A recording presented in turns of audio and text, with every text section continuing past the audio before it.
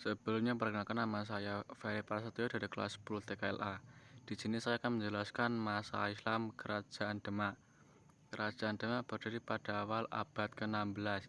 Didirikan oleh Raden Parta, salah satu putra dari Majapahit. Dari istri raja yang berasal dari Cina, Raden Parta memimpin sejak 1500 Masehi.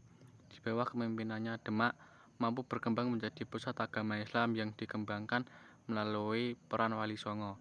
Pasca meninggalnya Raden Parta pada tahun 1518 Masehi, Kesultanan Demak diambil alih oleh putranya yang bernama Adipati Unus. Berkat keberanian dalam perang tersebut membuat Adipati Unus mendapatkan gelar Pangeran Sabrang Lor.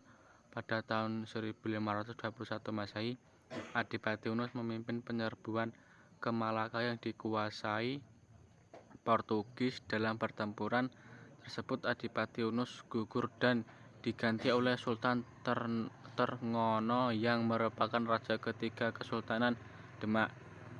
Kesultanan Demak mencapai masa kejayaan pada masa pemerintahan Sultan Trenggono pada tahun 1527.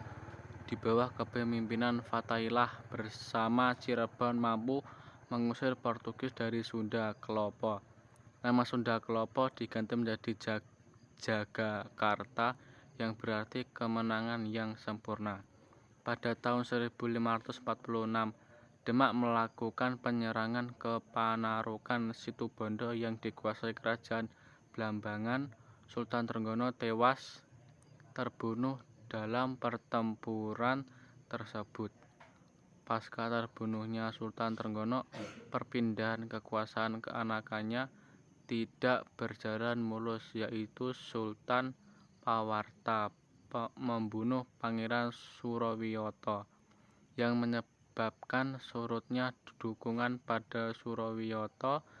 Pangeran memindahkan pusat kerajaan ke Pati. Masa kekuasaan Sunan Parta tidak berlangsung lama. Setelah Arya Penangsang, putra dari Surowiyoto, melakukan pembunuhan terhadap Sunan Prawata pada tahun 1549 Masehi.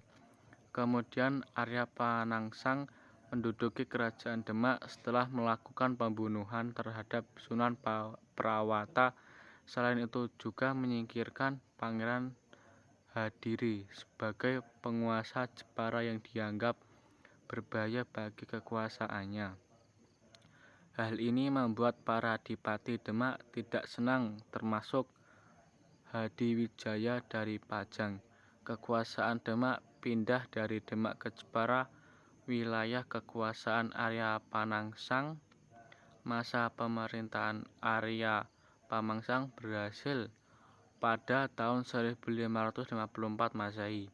Setelah Hadiwijaya dibantu Ki Ageng Panahan Ki Pinjawi dan anaknya Wijaya yang setelah melakukan pemberontakan, dan Arya Panangsang tewas dan kedudukannya Sultan Demak diduduki ke Pajang, menandai berakhirnya Kerajaan Demak. Kemudian setelah itu Kerajaan Demak meninggalkan peninggalan yang pertama, Soko Tata yang berbentuk tiang penyangga dari Masjid Agung Demak.